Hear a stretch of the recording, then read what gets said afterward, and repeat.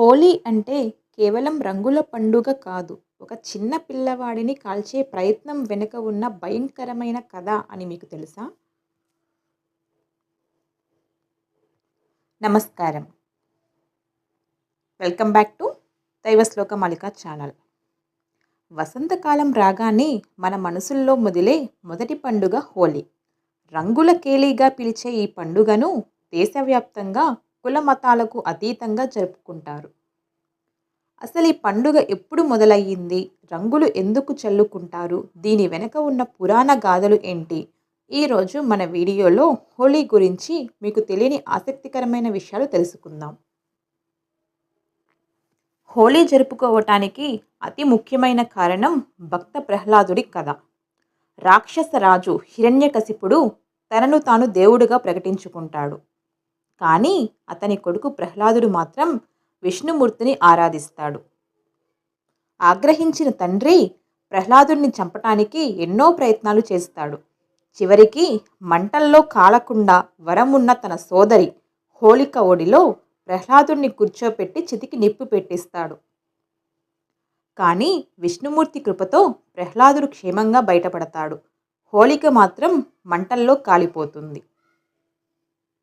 అందుకే హోళీకి ముందు రోజు రాత్రి హోళిక దహనం చేస్తారు. ఇది చెడుపై మంచి సాధించిన విజయానికి గుర్తు.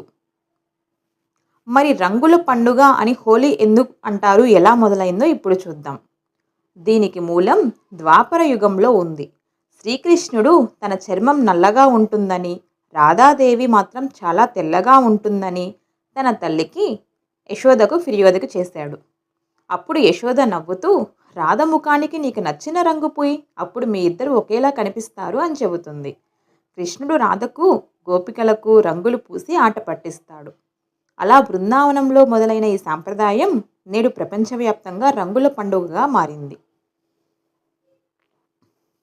దక్షిణ భారతదేశంలో హోలీని కామదహనంగా కూడా జరుపుకుంటారు. పురాణాల ప్రకారం తారకాసురుడిని చంపే కుమారుడు శివుడికి కలగాలని శివుని తపస్సును భగ్నం చేయటానికి మన్మధుడు ప్రయత్నిస్తాడు. కోపించిన శివుడు తన 3వ కన్ను తెరిచి మన్మధుడిని భస్మం చేస్తాడు. ఆ తర్వాత రతీదేవి ప్రార్థనతో మన్మధుడిని తిరిగి బ్రతికిస్తాడు. కోరికలను జయించాలనే సందేశం ఇందులో ఉంది. కేవలం పురాణాలే కాదు, దీని వెనక సైన్స్ కూడా ఉంది. శీతాకాలం నుంచి ఎండాకాలం వచ్చే ఈ సంధి కాలంలో వాతావరణంలో మార్పులు వస్తాయి. పూర్వకాలంలో వేప, మోదుగా పూల నుంచి సహజ సిద్ధమైన రంగులను తయారు చేసేవారు. ఈ రంగులు చర్మ వ్యాధుల నుంచి రక్షణ ఇచ్చేవి. అలాగే ఇది కొత్త పంటలు చేతికి వచ్చే సమయం. రైతులు తమ ఆనందాన్ని పంచుకోవటానికి ఈ పండుగను జరుపుకుంటారు. చూశారుగా, హోలీ అంటే కేవలం రంగులు చల్లుకోవటం మాత్రమే కాదు, అది ప్రేమకు, స్నేహానికి మరియు చెడును వదిలి మంచిని స్వీకరించడానికి సంకేతం. ఈ హోలీ మీరు కూడా రసాయనాలు లేని సహజ రంగులతో జరుపుకోండి. అందరికీ హోలీ శుభాకాంక్షలు. ఈ వీడియో మీకు నచ్చితే లైక్ చేయండి, మీ స్నేహితులతో షేర్ చేయండి. మరిన్ని ఆసక్తికరమైన విషయాల కోసం మా ఛానల్ని సబ్స్క్రైబ్ చేసుకోండి. ధన్యవాదములు.